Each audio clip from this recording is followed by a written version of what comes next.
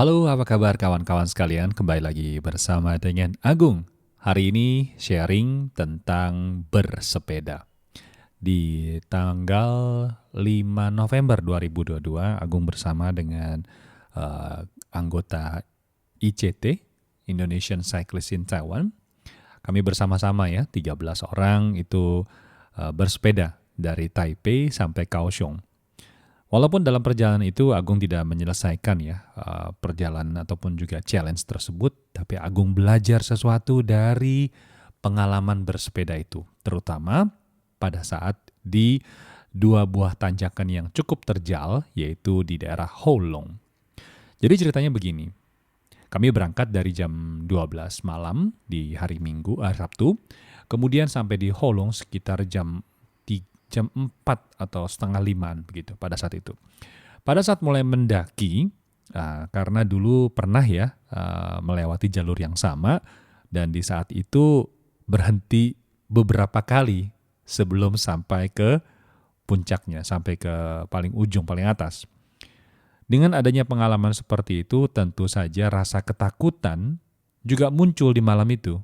Kenapa? Karena kayaknya nggak mungkin deh. Mungkin sama seperti pengalaman sebelumnya.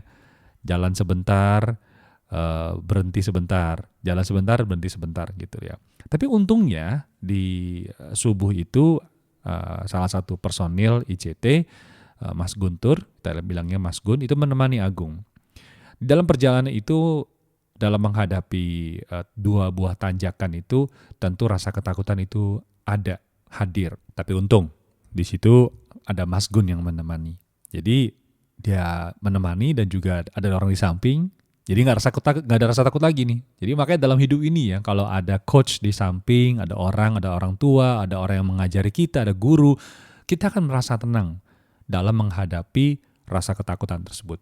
Ya karena belajar dari pengalaman yang dulu, Agung goes nih, terus goes, akhirnya sampai ke puncak yang pertama. Nah di saat itulah bilang, wah kok selamat, akhirnya sampai juga nih. Nah di situ ada sedikit jalan yang tidak gitu terjal, jadi agak sedikit rata. Jadi bisa ngasok sebentar, tapi nggak berhenti, terus goes. Karena Agung tahu kalau berhenti itu pasti susah lagi untuk mulai. Oke, Agung mulai goes ya. Terus begitu masuk nih ke tanjakan yang kedua, mulai naik, mulai goes. Wah di hari itu waktu ngegoes itu rasanya kaki itu udah mau patah kayaknya gitu loh, pegel banget.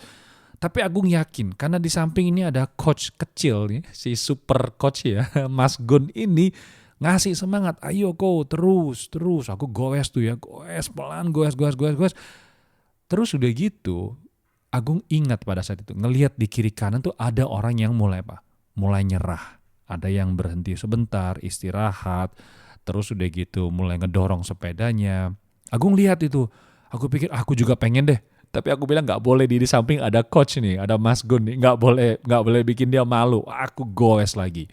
Sampai pada akhirnya di kurang lebih 10 meter, tinggal 10 meter lagi Mas Gun bilang, ayo kok tinggal 10 meter lagi. Aku pikir, oh ya tinggal 10 meter lagi, aku goes nih.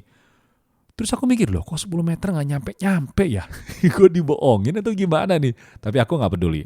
Aku percaya sama coach. Aku goes terus, goes. Sampai akhirnya 5 meter.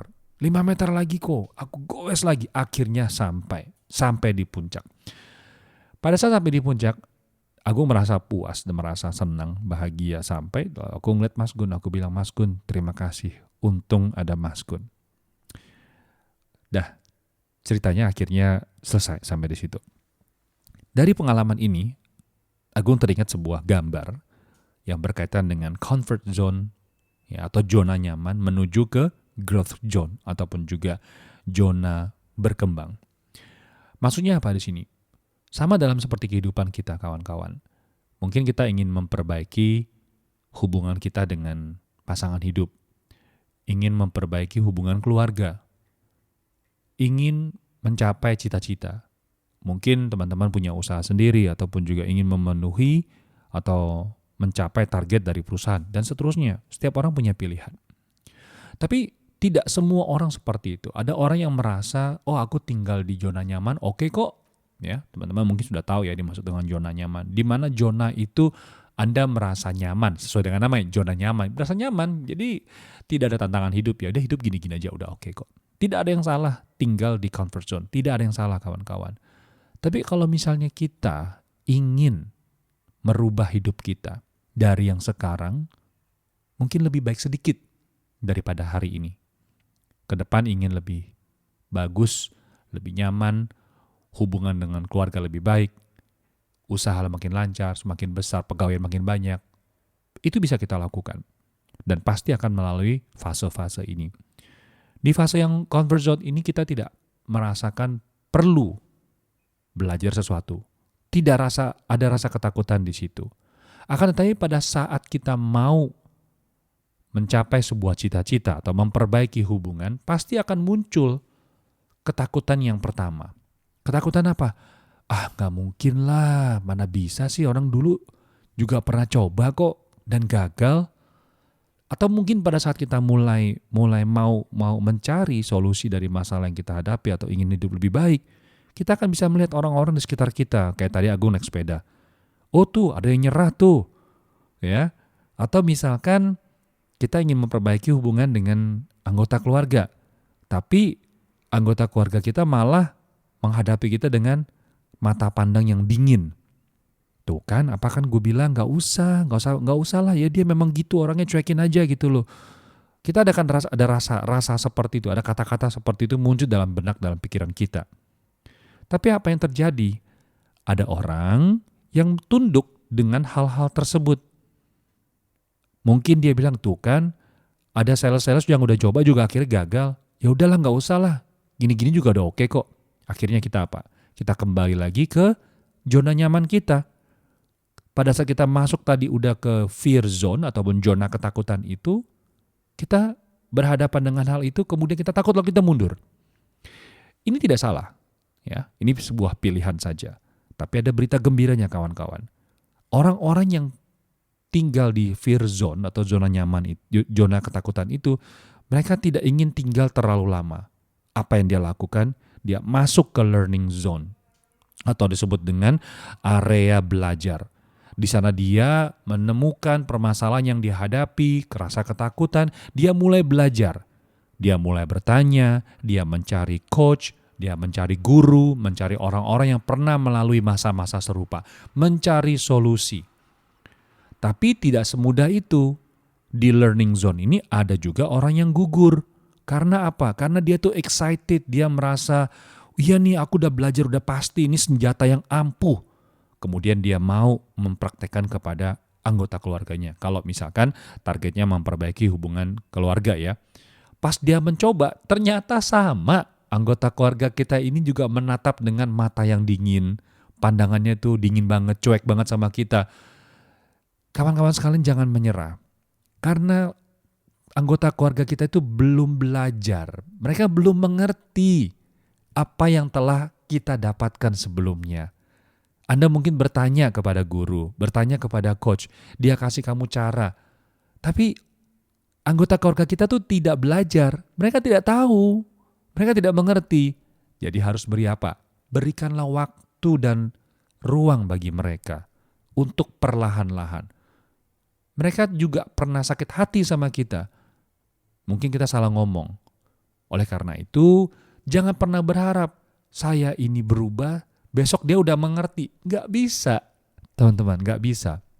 Sama seperti mungkin Anda punya target dalam usaha ataupun juga karir.